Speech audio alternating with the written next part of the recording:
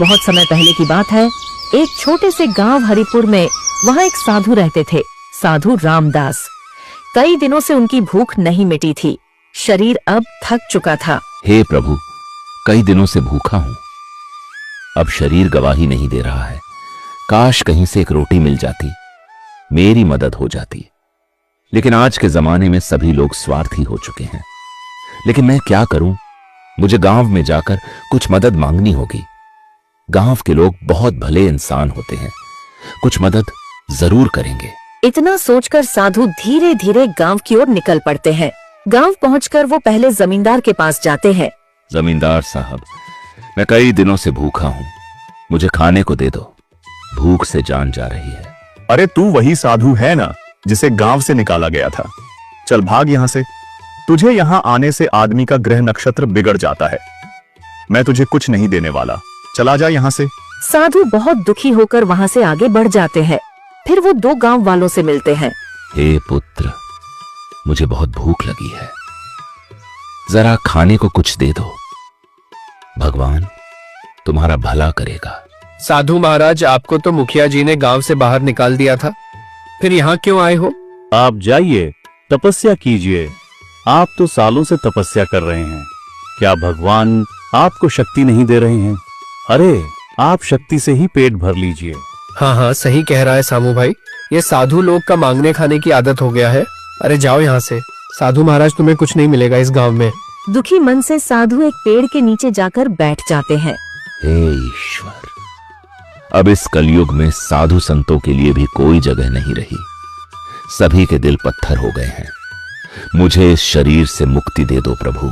साधु वहीं बैठे भूख से तड़प रहे थे, मगर कोई भी उनकी मदद नहीं करता।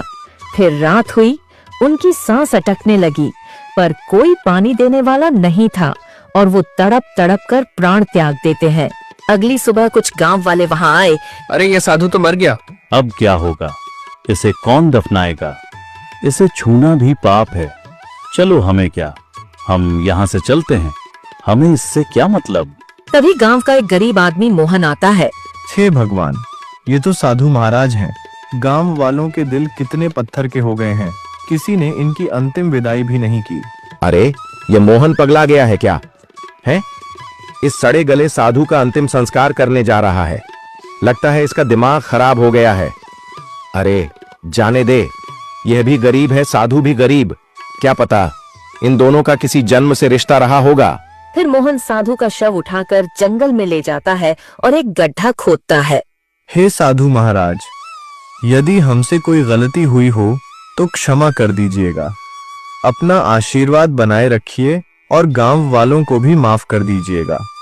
मैं पूरे गांव वालों की तरफ से क्षमा मांगता हूँ।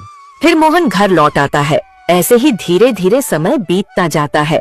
एक दिन मोहन के पिता की तबीयत खराब हो जाती है।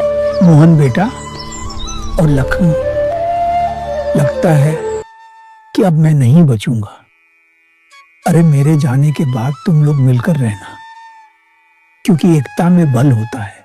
इतना कहकर उनकी मृत्यु हो जाती है। कुछ दिन बीत जाते हैं। देख मोहन, पिताजी का पूरा इलाज मैंने करवाया है। उनका पूरा खर्चा मैंने दिया है और काम में भी जो खर्चा आया वो भी मैंने किया है। तूने तो 1 फुट कौड़ी भी नहीं दी। अरे भैया, ये आप क्या कह रहे हैं? पिताजी की जमीन का जो भी अनाज बिकता है सब आपके पास ही जाता है, तो खर्चा भी तो आप ही देंगे ना। क्या तू मुझसे जवान लड़ाएगा? अरे मैं बचपन से ही मेहनत कर रहा हूँ, पिताजी के पीछे पीछे घूमता रहा हूँ। ये घर भी मैंने बनवाया है, जमीन भी खरीदने में मैंने ही मदद की है, इसलिए यह सब मेरा है, तेरा इसमें कुछ नहीं। भैया, ये आप कैसे कह सकते हैं? ये पिताजी की मेहनत से बना है, इसमें मेरा भी हक है। मैंने कह दिया ना, तेरा इसमें कुछ नहीं है। तू अपनी पत्नी को लेकर यहाँ से निकल जा। तभी मोहन की पत्नी सुनीता आ जाती है। भैया, आप ये क्या कह रहे हैं? हम दोनों कहाँ जाएंगे? ये तो बाबूजी का बनाया हुआ घर है, इसमें हमारा भी हिस्सा है। आप हमें ऐसे घर से नहीं निकाल सकते। देख सुनीता, तू अपने नालायक पति के साथ कुछ भी कर, मुझे फर्क नहीं पड़ता। ये घर अब मेरा है और यहाँ सिर्फ मेरा हुक्म चलेगा। चलो निकलो यहाँ से। तभी लखन की पत्नी महिमा भी आ जाती है। हाँ, मेरे पति बिल्कुल सही कह रहे हैं। हम कब तक तुम लोगों का बोझ उठाते रहेंगे? तुम्हारा पति तो कोई ढंग का काम करता नहीं और मेरे पति बचपन से भटकते रहे हैं। घर बनाया, पिताजी का इलाज करवाया, सारा पैसा लगाया। अब इस पर तुम्हारा कोई हक नहीं है। चलो निकलो यहाँ से। भाभी ऐसा मत कहिए, भगवान के लिए हमें मत निकालिए। हम निकाल कर ही रहेंगे। अरे हमारे भी बाल बच्चे हैं, हम उन्हें ना देखें और सारी जिंदगी तुम्हारे पीछे बर्बाद कर दे क्या? चलो चलो निकलो यहाँ से। इतना कहकर लखन और महिमा दोनों अंदर चले जाते हैं। चलो भाग्यवान, यहाँ कोई हमारी सुनने वाला नहीं है, सब पत्थर दिल हो गए हैं। फिर मोहन और सुनीता उदास होकर घर से निकल जाते हैं। रास्ते में एक गांव वाला मिलता है। अरे मोहन, तुझे क्यों निकाल दिया गया? उसी साधु की वजह से ना तूने उसकी अर्थी उठाई थी ना, इसलिए तेरे साथ ये सब हो रहा है।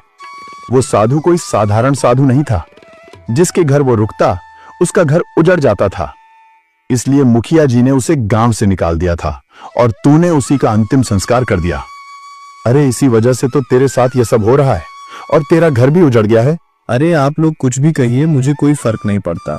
मैंने इंसानियत निभाई है, किसी की अंतिम विदाई की है, इसमें मुझे कोई अफसोस नहीं है। इतना कहकर मोहन आगे बढ़ जाता है। दोनों पति पत्नी घने जंगल में पहुंच जाते हैं। जी, साधु महाराज की बात आखिर क्या है?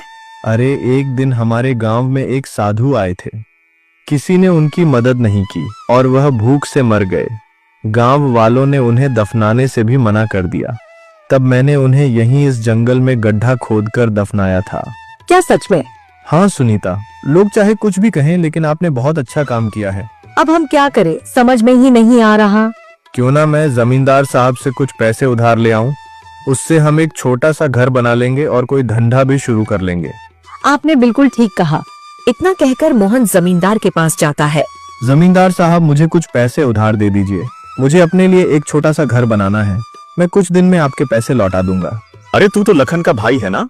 जी हाँ, मैं लखन का भाई हूँ, उन्होंने मुझे घर से निकाल दिया है। अरे तुझे तो तेरे भाई ने घर से निकाल दिया, फिर मैं भला तुझे पैसे क्यों दूं और तू मेरा पैसा कैसे चुकाएगा? मैं तुझ जैसे भिखारी को पैसे नहीं देता।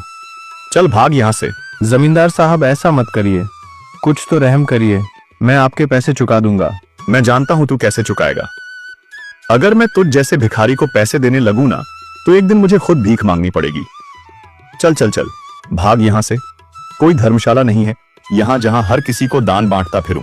मोहन उदास होकर कुछ और जगह मदद मांगता है, लेकिन कोई उसकी मदद नहीं करता। थक हार कर वो अपनी पत्नी सुनीता के पास लौटता है। क्या हुआ जी, किसी ने हमारी मदद की?